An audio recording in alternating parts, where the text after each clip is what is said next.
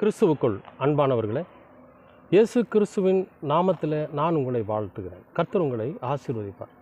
இன்றைய அனுதின உணவில் கர்த்தர் நமக்கு கொடுக்கிற வார்த்தை சகரியா 9ஆம் அதிகாரம் 13வது வசனம். அதாவது ஆண்டவர் சொல்கிறாரு, நான் உன்னை பராக்கிரமசாலியின் பட்டயத்திற்கு ஒப்பாக்குவேன் அப்படின்னு சொல்லி சொல்கிறார். பிரியமானவர்களே, கடவுளுக்கு பிரியமாக இருந்து கடவுளுடைய வழிகளிலே நடந்து கடவுளை ஏற்றுக்கொண்டிருக்கிற அந்த பிள்ளைகளுக்காக ஆண்டவர் சொல்கிறார், பராக்கிரமசாலியின் கையில் இருக்கிற பட்டயத்துக்கு ஒப்பாக்குவேன் அப்படிங்கிறார். அப்படின்னா என்ன அர்த்தம் அப்படின்னா, பராக்கிரமசாலியினுடைய பட்டயம், சாதாரணமாக பட்டயம் எல்லா இடத்துலையும் இருக்கும். பட்டயம்னா கத்தி, ஒரு பெரிய வாள். அந்த வாள் எல்லா இடத்துலையும் இருக்கும், எல்லாருக்கிட்டையும் இருக்கும்.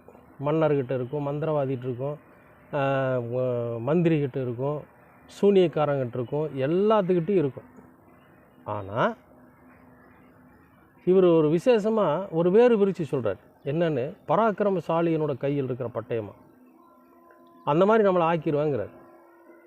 அப்போ ஆண்டவர் நமக்கு சொல்லுகிற செய்தி இதில் என்னன்னு கேட்டிங்கன்னா, பலவீனமாக இருக்கிற உங்களை முழு பலமுள்ளவர்களாக மாற்றுவேன்னு சொல்கிறார். இந்த பராக்கிரமசாலியினோட கையில் இருக்கிற பட்டயம் என்ன பண்ணு தெரியுங்களா? மற்றவனெல்லாம் 10 வெட்டு வெட்டினான்னு வச்சுங்க, இவனது ஒரே வெட்டில் வெட்டிடுவான். ரெண்டாவது, துணிச்சல் அதிகம் அந்த பட்டயத்துக்கு. ஏன்னா அந்த பட்டயத்தை கையாளுகிற அந்த பராக்கிரமசாலி இருக்கிறான் பார்த்தீங்களா, அவன் எதை குறித்தும் பயப்பட மாட்டான். அவன் ரொம்ப தன்னம்பிக்கை உள்ளவன், தன்னுடைய வீரத்தின் மேலே நம்பிக்கை உள்ளவன், தன்னுடைய சரீரத்தின் மேலே நம்பிக்கை உள்ளவன், தன்னுடைய பலத்தின் மேலே நம்பிக்கை உள்ளவன். அதனால் அவன் என்ன பண்ணுவான்னு கேட்டிங்கன்னா, பட்டயத்தை எடுத்துகிட்டு போருக்கு போவான். எதிரில் வர்றவன் எத்தனை பேராக இருந்தாலும் வெட்ட முடியும் அவனால். ஏன்னா அதுக்கு இருக்கக்கூடிய முக்கியமான விஷயம் என்னன்னு கேட்டிங்கன்னா, பட்டயத்திற்கு அவன் பாதுகாப்பு, அவனுக்கு பட்டயம் பாதுகாப்பு. இந்த ரெண்டிற்கும் அவனுடைய தன்னம்பிக்கை, அவனுடைய பலம், இந்த ரெண்டுக்கும் காரணமாக இருக்கும். ஆண்டவர் சொல்கிறாரு, உங்களையும் நான் அந்த பராக்கிரமசாலியினோட கையில் இருக்கிற பட்டயத்தை போல் ஆக்குவேங்கிற.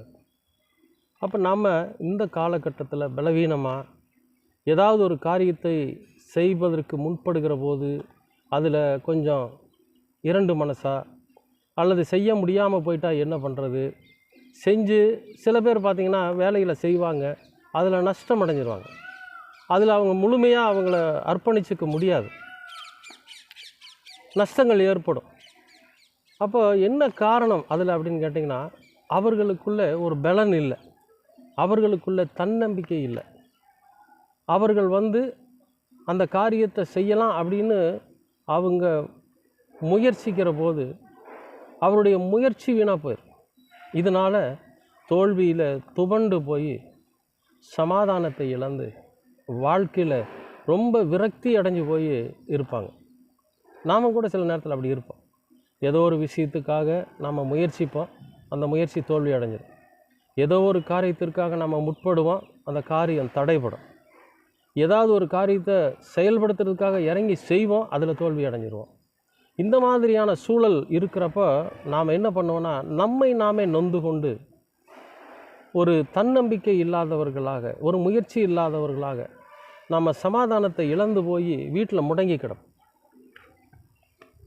அப்போ நம்ம என்ன பண்ணுவோம், ஆண்டவரோட சமூகத்தில் போய் ஆண்டவர்கிட்ட நொந்துக்கிட்டு இருப்போம். ஆண்டவரே, நான் எதை எடுத்தாலும் இப்படி ஆயிடுது, என்னுடைய வாழ்க்கையில் ஜெயிக்க முடியல, எனக்கு தோல்வி தான் முழு காரணமாக இருக்குது அப்படின்னு சொல்லி நாம் ஆண்டவரோட சமூகத்தில் நமக்கு நாமே நொந்து போயிருப்போம்.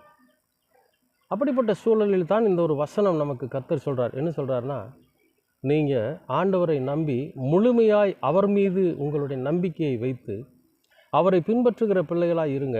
அவர் என்ன பண்ணுவார், உங்களை பராக்கிரமசாலியின் கையில் உள்ள பட்டயத்தை எதை எடுத்தாலும் ஜெயிக்கக்கூடிய, ஜெயம் பெறக்கூடிய பிள்ளைகளாக அவங்கள மாற்றுவேன்னு சொல்கிறார்.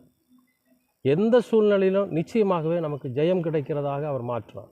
எப்பொழுதும் அவர் நம்மை ஜெயிக்கிற பிள்ளைகளாக மாற்றுவார். அன்பானவர்களே, இன்றைக்கும் கூட பலவீனப்பட்டு பலன் இல்லாமல் நம்பிக்கை இல்லாமல் வாழ்ந்து கொண்டிருக்கிற உங்களுக்கு ஆண்டவர் சொல்கிறாரு, உங்களையும் என்னையும் கர்த்தர் பராக்கிரமசாலியின் கையில் உள்ள பட்டயத்தை போல் மாற்ற போகிறார்.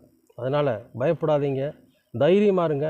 நிச்சயமாகவே கர்த்தர் உங்களை இன்றைக்கு ஒரு பலம் உள்ளவர்களாக மாற்றப் போகிறார்.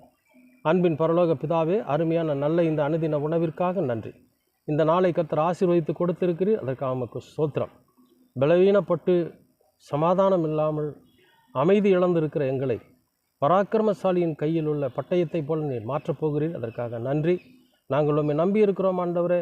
நாங்கள் எப்படி பராக்கிரமசாலி போரிலே ஜெயம் பெறுகிறானோ அதுபோல் நாங்களும் எங்களுடைய வாழ்க்கையில் ஜெயம் பெற்று வாழ நீங்கள் கிருபை பாராட்டுங்க. தொடர்ந்து அது கிருபையும் அன்பும் எங்களோடு கூட இருக்கட்டும். இயேசு கிறிஸ்துவின் வழியாய் கேட்கிறோம் நல்ல பிதாவே. ஆமேன், ஆமேன், ஆமேன்.